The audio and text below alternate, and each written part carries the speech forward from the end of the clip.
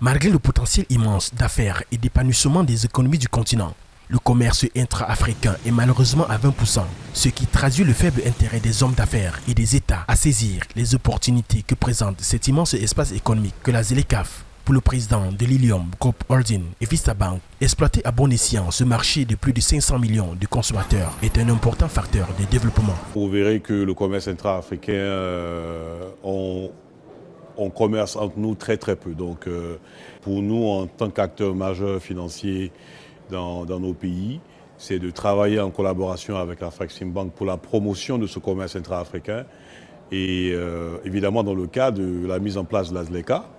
Et parce que, à cause de tout le potentiel que nous avons de la diaspora entre les pays africains qui aujourd'hui, on pense qu'ils peuvent échanger beaucoup plus qu'ils le font aujourd'hui. Pour augmenter ses exportations de marchandises vers les Caraïbes et atteindre la barre de 50% d'ici 2026, et dans le but de dépasser le cap d'$1 milliard d'échanges entre l'Afrique et les Caraïbes, l'Afrique devrait catalyser ses investissements dans plusieurs autres secteurs, en l'occurrence les secteurs de croissance. Les secteurs critiques tels que l'énergie, les secteurs d'infrastructure, les secteurs portuaires,